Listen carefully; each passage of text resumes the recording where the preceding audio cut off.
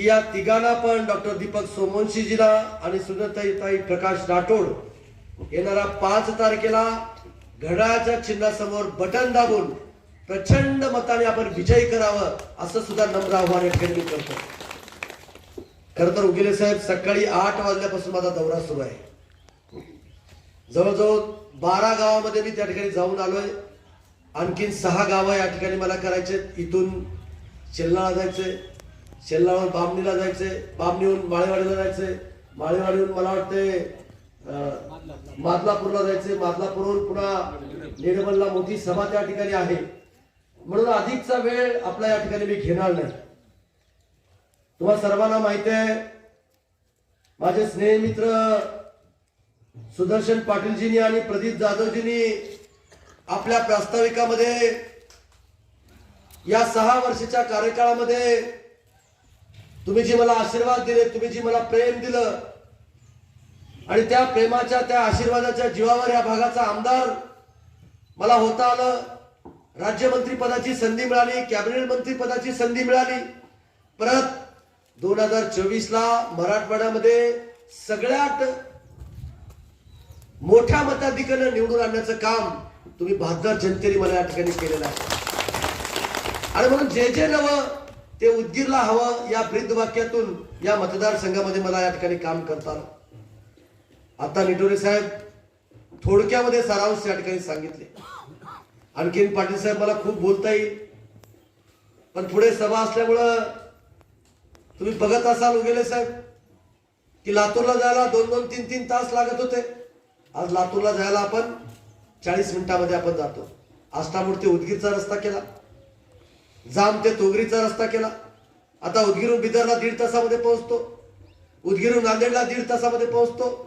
शिरूर ते उदगीरचा रस्ता आपण त्या ठिकाणी पूर्ण केला आणि आता उदगीर ते देगलूरचा 800 कोटी रुपयाचा रस्ता मंजूर करण्याचं काम तुमच्या लोकप्रतिनिधींनी त्या ठिकाणी केलेलं आहे.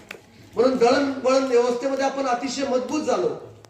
जे मुख्य रस्ते उदगीरला जोडणारे होते ते आपण करण्याचा प्रयत्न आपण त्या ठिकाणी केला आणि आता तोंडशीरचे बॉर्डर पर्यंत सुद्धा रस्ता आपण त्या ठिकाणी केलेला आहे. पण तो रस्ता उखडलेला आहे, काम निकृष्ट दर्जाचं झालंय. आता एकदा ब्रिजचं काम झालं की त्याला सुद्धा मोठा निधी देऊन अतिशय सिमेंट कॉन्क्रीटचा रस्ता करून देण्याचं काम सुदर्शन भाऊ मी त्या ठिकाणी करून देईन. हाही शब्द या सभेच्या निमित्ताने तुम्हाला या ठिकाणी देतो. पिण्याच्या पाण्याच्या संदर्भामध्ये माझी माय माऊली किंवा तांड्यावरची माझी भगिनी आज या हापशावरती विहिरीवरती जाऊन डोक्यावरती हंडा आणून पिण्याच्या पाण्याचा प्रश्न त्या ठिकाणी सोडवत होती. आणि म्हणून तोच धागा पकडून मी आमदार झाल्यानंतर या देशाचे महान पंतप्रधान नरेंद्र मोदी साहेबांनी जी जलजीवन मिशन जी योजना आणली होती त्या योजनेचा लाभ आपल्या मतदारसंघामध्ये हजारो कोटी रुपये आणून ती योजना पूर्ण करण्याचं काम आपण त्या ठिकाणी करतोय. प्रत्येक व्यक्तीला 55 लिटर प्रमाणे शुद्ध पाणी दिलं पाहिजे, त्याच्या आरोग्याचा प्रश्न मिटवला पाहिजे म्हणून आपण पाणी देण्याचा निर्णय आपण त्या ठिकाणी घेतलेला आहे. आणि म्हणून जलजीवन मिशनच्या अंतर्गत सर्व गावांना आपण पिण्याच्या पाण्याचा प्रश्न आपण सोडवलाय. त्याबरोबरच जर समजा या गावामध्ये कुठला सोर्स आहे,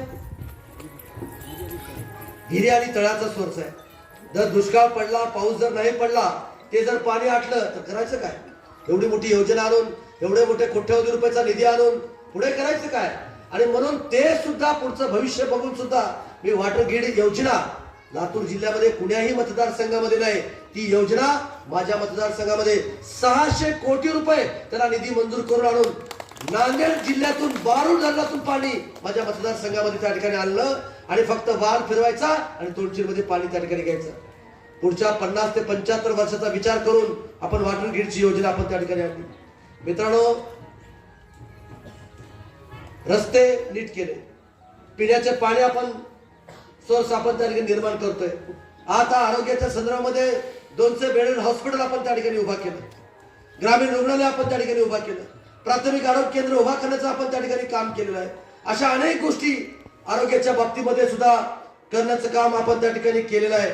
म्हणून डॉक्टर साहेब तुम्ही खूप भाग्यवान आहात आणि तुमच्या बाबतीमध्ये तर जनताच मला या ठिकाणी सांगते ती उमेदवारी त्यांना का मिळाली. सावकार, या परिसरातील या मतदारसंघातील जे लोकप्रतिनिधी होते, जे सगळे प्रतिष्ठित सर्व नागरिक, सर्व पक्षाचे पदाधिकाऱ्यांनी येऊन मला सांगितलं की भाऊ आम्हाला उमेदवार डॉक्टर दीपक सोमवंशी पाहिजे आणि म्हणून प्रदीपजी हे उमेदवारी त्याला त्या ठिकाणी दिलेली आहे. जनतेतून उमेदवारी त्या ठिकाणी आलेली आहे.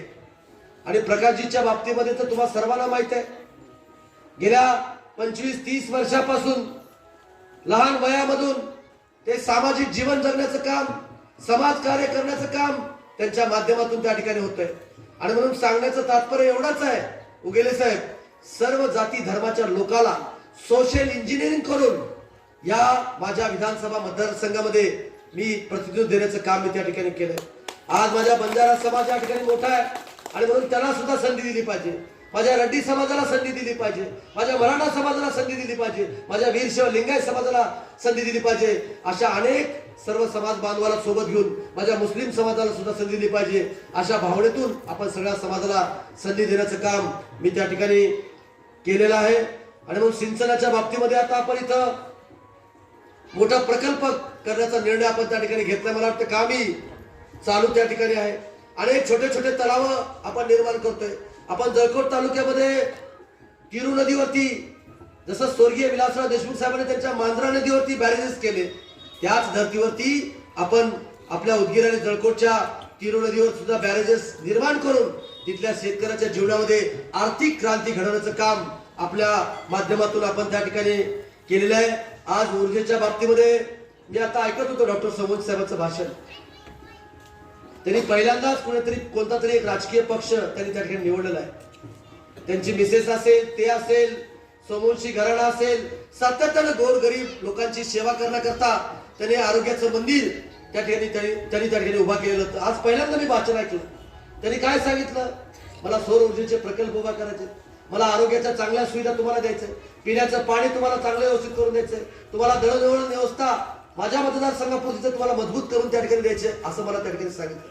आणि म्हणून डॉक्टर साहेब काळजी करू नका, या मतदारसंघामध्ये मी शेतकऱ्यांना शब्द दिला होता, मी परत जर मला तुम्ही दुसऱ्यांदा जर तुम्ही आमदार जर केलात तर माझ्या मतदारसंघामध्ये मी 6 महिन्याच्या आत शेतकऱ्याला दिवसा वीज दिल्याशिवाय राहणार नाही हा शब्द दिला होता आणि मी तो पाळला. आणि आज दिवसा शेतकऱ्याला वीज त्या ठिकाणी मिळते. अनेक सौर ऊर्जेचे प्रकल्प माझ्या मतदारसंघामध्ये निर्माण करण्याचं काम मी त्या ठिकाणी केलेलं आहे. सर्व जाती धर्माच्या लोकांना सोबत घेऊन या मतदारसंघाचा विकास मी त्या ठिकाणी करतोय. तुम्ही बघत असाल आज शेल्लार रोडलाच, आता मी शेल्लारला जातोय, माझ्या मराठा बांधवांनी मला सांगितलं की भाऊ आमच्या मुला आणि मुली करता आम्हाला वसतिगृह उभा करायचे, आमच्या मुला आणि मुली करता आम्हाला एमपीएससी आणि यूपीएससी चे क्लासेस करता आम्हाला एक मोठं मराठा भवन पाहिजे. आणि म्हणून मराठा सेवा संघाच्या कार्यकर्त्यांनी स्वतःचे पैसे जमा करून त्याच्यामध्ये मी पैसे घालून जागा विकत घेतली आणि 15 कोटी रुपयाचं मराठा भवन शेल्लार रोडला त्या ठिकाणी उभा करतो. उघड्या डोळ्याने त्या ठिकाणी जाऊन बघा, तुम्ही जर केला असेल तर माझ्या पाठीमागे खंबीरत्या उभा राहण्याचं काम, माझ्या उमेदवाराच्या पाठीमागे उभा राहण्याचं काम तुम्ही त्या ठिकाणी केलं पाहिजे. वीरशैव लिंगायत भवन तुम्ही बिदर रोडला जावा, जिल्ह्यामध्ये कुठेही वीरशैव लिंगायत भवन नाही, तेवढं चांगलं वीरशैव लिंगायत भवन 10 कोटीचं रुपयाचं मी बिदर रोडला त्या ठिकाणी उभा केलं. माझ्या बंजारा समाजाने मला सांगितलं की भाऊ हरित क्रांतीचे जनक वसंतराव नाईकांचा पूर्णकर्ती पुतळा माझ्या उदगीर शहरामध्ये त्या ठिकाणी बसला पाहिजे. माझ्या बंजारा समाजा बांधवांनी आंदोलन केलं, चौकामध्ये त्या ठिकाणी पुतळा बसला पाहिजे अशी भावना त्या ठिकाणी व्यक्त केली आणि निटोरे सावकारे त्याला त्या ठिकाणी साथ दिली. आणि आज गेल्या 1 जुलैला गेल्या वर्षी मी वसंतराव नाईक साहेबांचा पूर्णाकृती पुतळा बसवण्याचं सुद्धा काम त्या ठिकाणी केलेलं आहे. आज जागा मिळत नाही म्हणून शेवालाल भवन उभा करण्याचं माझं थांबलेलं आहे, पण जागा मिळाल्या मी एक अतिशय भव्य दिव्य असं 20 ते 25 कोटी रुपये खर्च करून शेवालाल भवन सुद्धा उभा करण्याचं काम भविष्य काळामध्ये मी त्या ठिकाणी करेन. माझ्या मुस्लिम बांधवाला शादीखाना मी उभा करून दिलाय, माझ्या बौद्ध समाजाला मी बौद्ध विहार उभा करून दिले. माझ्या मातंग समाजाच्या बांधवाची इच्छा होती की जसं बौद्ध विहार झालंय, जसं डॉक्टर बाबासाहेब आंबेडकरचा पुतळा झालाय, त्याच धर्तीवरती अण्णा भाऊंचा सुद्धा पुतळा झाला पाहिजे अशी भावना व्यक्त केल्या 15 फुटाचा चबुतरा आणि 15 फुटाचा पुतळा उभा करण्याचा निर्णय नांदेड रोडला मी त्या ठिकाणी घेतलाय. पुतळ्याचं काम त्या ठिकाणी चालू झालंय. अण्णा भाऊ साठेंचं स्मारक 22 कोटी रुपयाचं सरकारी जागा उपलब्ध करून देऊन, कोट्यावधी रुपयाची जागा उपलब्ध करून देऊन नांदेड रोडला कुणीही माझ्या मातंग समाजातल्या बांधवाने त्या ठिकाणी जाऊन बघा, अण्णा भाऊ साठेंचं स्मारक बुद्ध विहारापेक्षा मोठं त्या ठिकाणी होतंय. मला सर्व जातीच्या धर्माच्या लोकांना सोबत घेऊन या मतदारसंघाचा मला न्याय त्या ठिकाणी द्यायचा आहे. आपण हावगे स्वामी मठाला पैसे दिले, आपण शंकरलिंग मठाला पैसे दिले, आपण चौकी मठाला पैसे दिले, आपण सिद्धरामेश्वरला त्या ठिकाणी पैसे दिले, आपण किल्ल्याला आपल्या ज्या उदयगिरी बाबाच्या नावानं आपण हे उदगीर शहर ओळखलं जातं त्या उदयगिरी बाबाच्या किल्ल्याला सुद्धा 22 कोटी रुपये देण्याचा निर्णय आपण त्या ठिकाणी घेतला. अशा अनेक गोष्टी मला या ठिकाणी करता आले. आणि म्हणून जे काही जिल्हा निर्मिती करता जे जे इन्फ्रास्ट्रक्चर लागतं ते सर्व इन्फ्रास्ट्रक्चर उभा करण्याचं काम आपल्या शहरामध्ये उदगीर शहरामध्ये त्या ठिकाणी केलेलं आहे. म्हणूनच प्रदीप भाऊ आपली युती घट्ट आहे. सर्वांना समजून सांगा, आपण 5-5 जागा लढण्याचा निर्णय त्या ठिकाणी घेतला. तुमच्या ज्या 5 जागा होत्या त्या 5 जागा मजबूत तुम्हाला त्या ठिकाणी दिलेल्या आहेत. जळकोटमध्ये 1 आणि उदगीरमध्ये 4. आम्ही इथं 3 लढवतोय आणि जळकोटमध्ये 2 त्या ठिकाणी लढवतोय.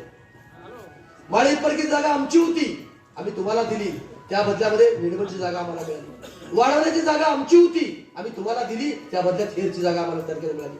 तोगरीची जागा राष्ट्रवादीची होती, बरोबर आहे. त्या 3 जागा आमच्या, 5 जागा आमच्या, 5 जागा तुमच्या.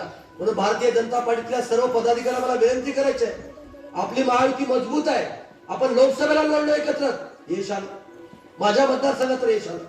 विधानसभेला आपण एकत्रित लढलो, 95,000चं लीड मिळालं. आता नगरपालिकेला एकत्रित लढलो, 40 पैकी 33 नगरसेवक आणि एक नगराध्यक्ष 10,000च्या फरकाने त्या ठिकाणी लढलो. आणि आता सुद्धा आपण मजबूतीनं जर एकत्रित लढलो आणि लढत आहोत 10च्या 10 महायुतीच्या जागा निवडून आणल्याशिवाय राहणार नाही. आणि मी निवडून आणल्याशिवाय राहणार नाही, हाही शब्द तुमच्या जीवावरती या ठिकाणी मी तुम्हाला देतो. मी थोडेसे मतभेद असतील. आज माझा केशव सगर माझा अतिशय जवळचा, माझ्या अंतकरणाचा माझा मित्र आहे. त्याला उमेदवारी मला द्यायची होती. गेल्या 6 महिन्यापासून केशव सगरजीला मी सांगतो तुला उमेदवारी त्या ठिकाणी द्यायचंय. आरक्षण पडलं. प्रकाशची सुद्धा इच्छा होती, आमचे मुस्लिम सावकारची इच्छा होती, अनेक लोकांची इच्छा त्या ठिकाणच्या होत्या. पण राजयोग सुद्धा केशवजी यावं लागतं. राजयोग असल्याशिवाय काय होत नाही तुम्हाला सांगतो. मला 1995 ला आमदार व्हायचं होतं. 95 गेलं, 99 गेलं, 2004 गेलं, 9 गेलं, 14 ला मी पडलो, 19 ला आमदार झालो.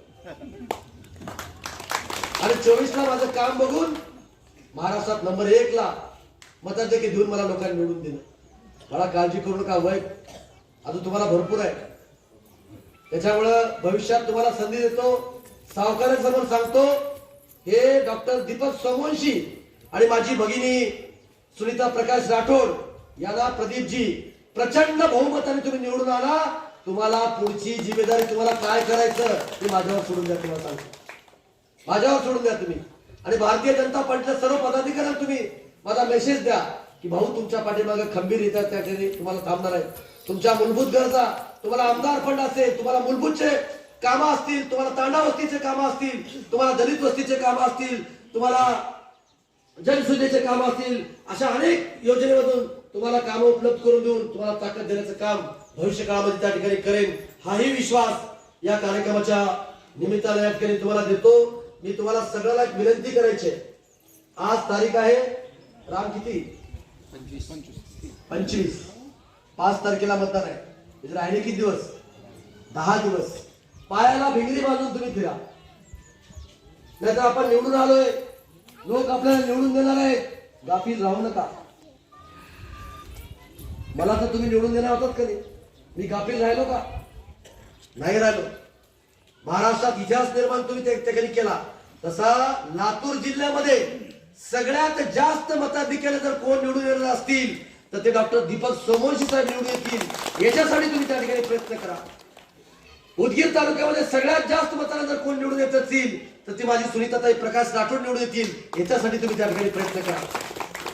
आणि म्हणून तुम्ही नक्कीच माझे सर्व सरपंच या ठिकाणी चांगल्या पद्धतीचे काम करतील, सर्वांना सोबत त्या ठिकाणी घेतील. प्रत्येकाच्या घराघरात जावा, तुमचे शक्ती प्रमुख काढा, तुमचे पन्ना प्रमुख काढा, तुमचे बूथ प्रमुख त्या ठिकाणी काढा, त्यांची बैठका त्या ठिकाणी घ्या, त्यांना कामाला त्या ठिकाणी लावा आणि त्यांना शब्द द्या की संजय बनसोडे इथं आले होते, संजय बनसोडे असं सांगितलंय आणि त्यांच्या सुद्धा बैठकीला मला जर बोलवता आलं तर मला त्या ठिकाणी बोला, त्यांना सुद्धा समजून सांगण्याचं काम मी त्या ठिकाणी करेन. पण तुम्ही खरंच भाग्यवान आहात की तुम्हाला अतिशय विद्वान, अतिशय वेल क्वालिफाईड, अतिशय आरोग्य दूत तुम्हाला इथं डॉक्टर दीपक सोमवंशी म्हणून उमेदवार त्या ठिकाणी मिळाले आहेत. त्यांनी निवडून तर येणारच आहेत, पण मोठ्या मताधिक्याने जर तुम्ही निवडून तर त्यांना आणलात तर जिल्हा परिषद मध्ये सुद्धा मोठी संधी मिळण्याची शक्यता नाकारता येत नाही. तुम्हाला मित्रांनो सांगतो, म्हणून अशी संधी सुदर्शन भाऊ म्हणजे घालवू नका. आणि प्रकाश भाऊ, तुम्ही सुद्धा आपल्या समाजामध्ये सगळ्याला भेटा. तुम्ही जे कोणी इच्छुक असतील त्याला त्या ठिकाणी तुम्ही भेटा. पवन चव्हाणला मी समजावून सांगितलं, पवन चव्हाण सांगितलं म्हणजे उद्यापासून मी प्रचाराला त्या ठिकाणी येतो. मुसले सावकारला मी त्या ठिकाणी बोललोय, त्या ठिकाणी येतो. माझा केशवही त्या ठिकाणी आलाय. सगळ्याला एक मोठ त्या ठिकाणी बांधा आणि आपल्या मतदारसंघामध्ये फिरण्याचं काम आपण त्या ठिकाणी करा. आणि उगले साहेब, आपण खूप विद्वान आहात. इथं वाल्मिकी ऋषीचं सभागृह आपण मातंग समाजासाठी त्या अशी मागणी माझ्या सुदर्शन पाटील साहेबांनी या ठिकाणी केली आहे. किती पैसे लागतात?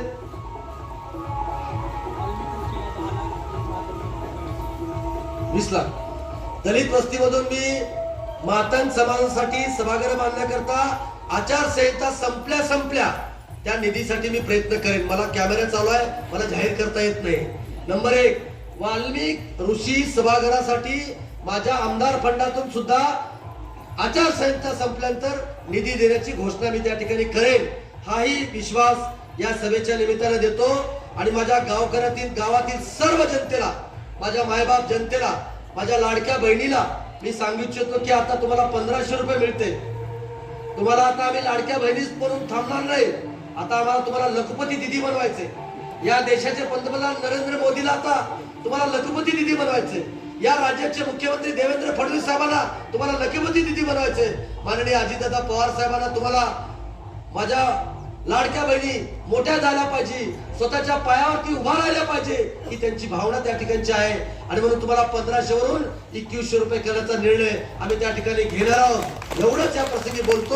आणि या सभेला अतिशय सभा आपण या ठिकाणी चांगली केली, त्याबद्दल मी तुमचे मनापासून आभार व्यक्त करतो.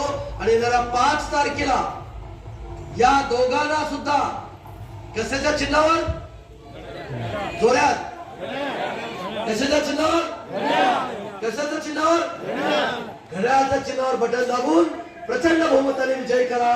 धन्यवाद. जय हिंद, जय महाराष्ट्र.